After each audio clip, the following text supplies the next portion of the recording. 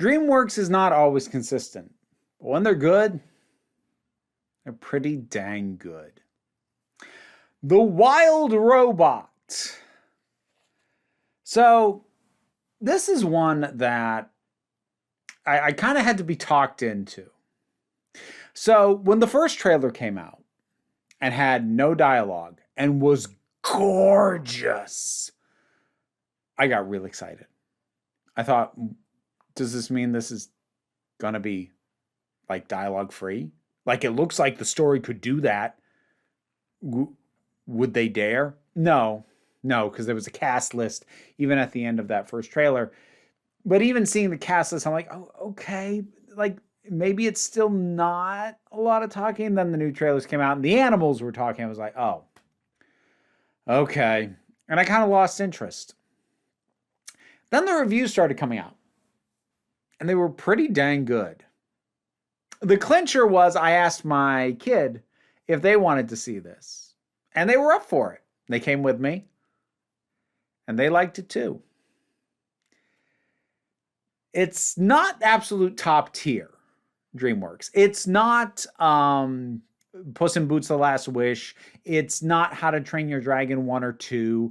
I'm not even sure it's Kung Fu Panda 1. But this is definitely DreamWorks hitting their stride. This was made on one of their on days. They have on days and off days. This was made during an on day for sure. I definitely like it better than The Bad Guys, which I only did a 1-minute review on for that one. Looked gorgeous. Story and characters were meh. This is definitely better than that. And it is, yes, visually gorgeous. And while I appreciate that the effort is put into justifying the animals speaking, I still kind of like, I'd give a lot for an alternate version of this where the animals don't talk. Because I think you could do it and I think it would be amazing. But accepting the version that we get, I still like this a lot. This is a story about, well, it's about a lot of things, but all right, I'm going to use a description. I want to be very clear. I mean this as a compliment. This feels like it was written by neurodivergent parents. Because the ways in which Roz, the titular robot, finds herself caring for a gosling and trying to help it and raise it, but not knowing the right thing to do, not even knowing how to communicate properly with this thing half the time. It feels like the kind of barrier you can get as a neurodivergent parent, trying to relate to your own kid. It feels very true to that. And there's some real good emotional resonance. I don't know what it is about DreamWorks and flight sequences. That was the first part that got me. I did choke up. And, well, I say choke up. No, I cried. I wasn't sobbing, but the tears, they went down my cheeks at a few points. And it started hitting me during the first flight sequence. The emphasis on encouragement and having to look past your own limitations and just trying to do the best you can when you kind of have to make it up as you go. Yeah, it was real sweet and real touching and real gorgeous. And again, like the voices are fine. Like Pedro Pascal is the fox. He's fun. He's an enjoyable character. I like that kind of, slick con man kind of character anyway. So I did like him. I love the possum.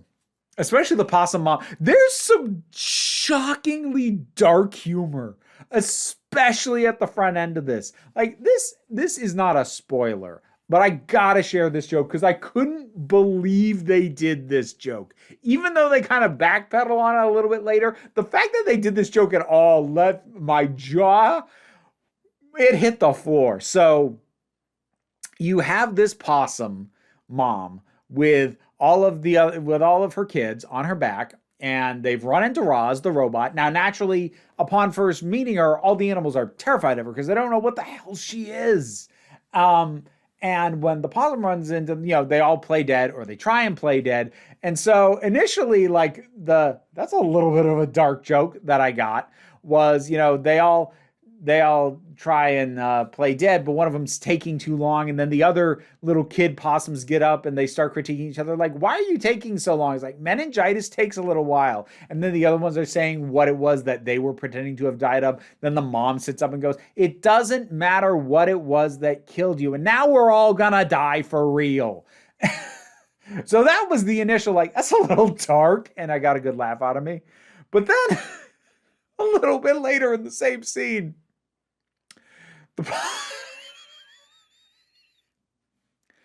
the possum is talking to Roz and says, speaking as a parent to 7 children, and in the distance you hear this scream and somebody getting dragged off, and she just goes, 6 children. Like, at the end of the scene, you see this beaten up kid crawling back, being like, I am okay, but just the fact that they even went there at all, and that was her reaction, which the thing is, it makes total sense for an animal that's living in the wild and is frequently prey to other things, and that has a litter. Part of the reason you have a litter is because you can't watch all of them. You need better odds. You need as many as you can because you're going to lose some. And so it makes sense that she's so casual about it. But boy, that... Oh, that got me. And there's some good humor like that. There's humor. There's some really touching and uplifting moments. When the music kicks in on this thing, oh, it's good. It's real good music. And the music did a lot to really build up. The eventual antagonist, ? There's a little bit of an inserted villain at the end. It didn't bother me as much as late arriving villains often do, because it felt thematically appropriate. Oftentimes my big issue with late arriving villains for stories that maybe didn't need them, and arguably this story doesn't need a villain, but usually my issue is the story didn't need you, you're a detriment, you're a distraction. No, the villain, while it is a late arriving villain, still fits all the theming. So that worked. But I loved the voice on her. It was chillingly pleasant, that's a great energy for a villain. I enjoy that a lot when I get it. So even that worked. I think there was really only one part that made me kind of is there's a little bit when the Gosling that Roz is raising, Brightbeak, when he gets a little older and he tries to integrate with other geese, it gets a little cringy for me in that kind of, let's pick on the outsider, let's watch him get bullied kind of way. And it was, you knew it was going to happen. You knew exactly what was going to happen, and it did make me cringe, and I didn't like it. But thankfully, the story moves on from that pretty quickly. Like, it's a beat. It's not a plot line. And I can handle it when it's just a beat. And it does make sense that it's there. I still don't enjoy it. I don't like it. But, it makes sense that it's there. So it's fine.